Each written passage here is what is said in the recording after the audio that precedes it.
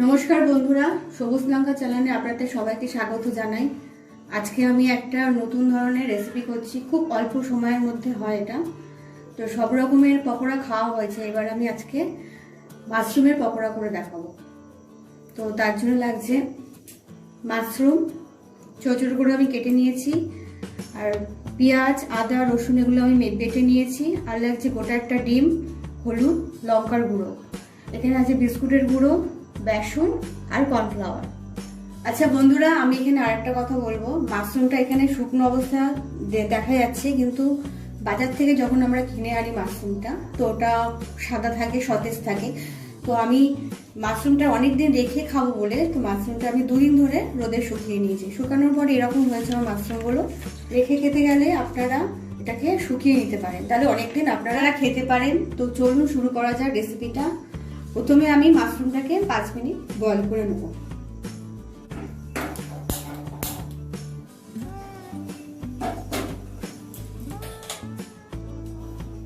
Mushroom থেকে আমি extra জলটা বার করে নিয়েছি, এবার আমি ব্যাটারটা গুলে নেব। তার জন্য লাগছে বেসন, এখানে আমি 5 চামচ বেসন নিয়ে নেব।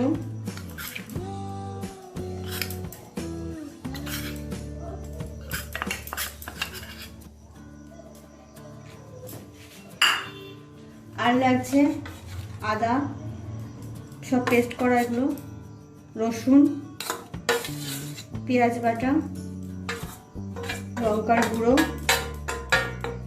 হলুদের গুঁড়ো।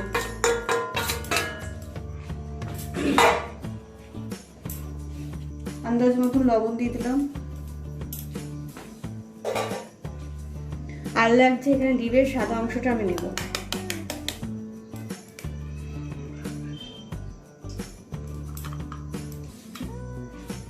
এবার আমি ব্যাটারটা অল্প অল্প জল দিয়ে গুলে দেবো।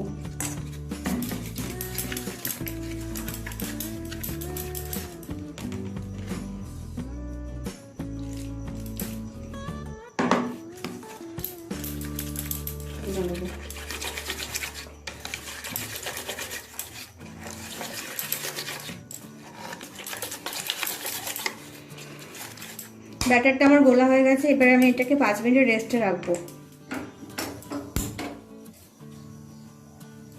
পকোড়ার জন্য আমি এখানে 100 ml তেল নিয়ে নিলাম।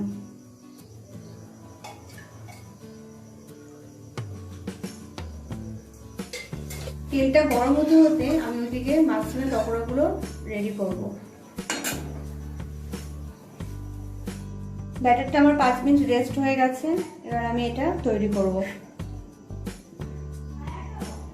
প্রথমে মাশরুমগুলো আমি ব্যাটারের মধ্যে গুলে নেব।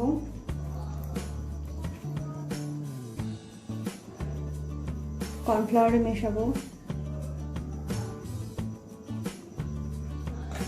তারপর টস করব আমি বিস্কুটগুলোতে। এরকম করে আমি বাকিগুলো তৈরি করে নেব।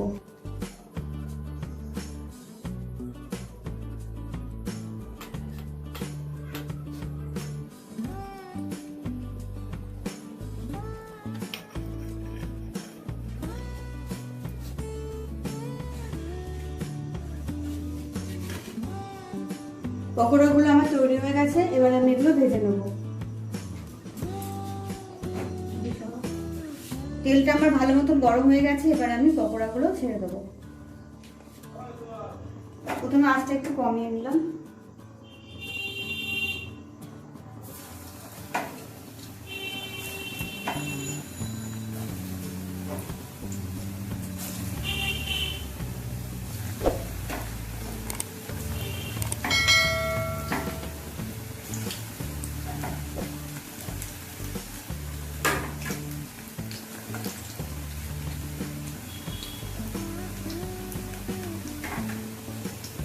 আঁচটা আমার লো ফ্লেমে থাকবে।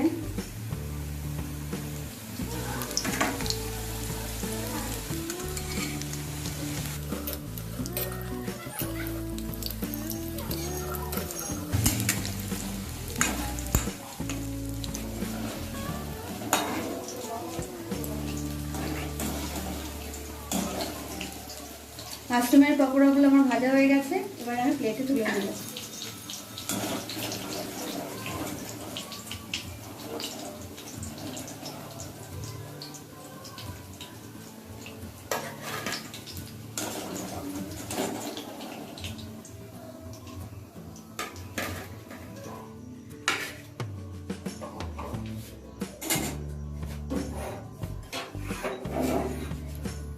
মাশরুমের এই রেসিপিটা আপনারা বাড়িতে অবশ্যই ট্রাই করবেন।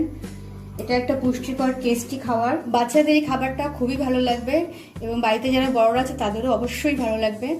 তো অবশ্যই আপনারা এই রেসিপিটা বাড়িতে ট্রাই করবেন।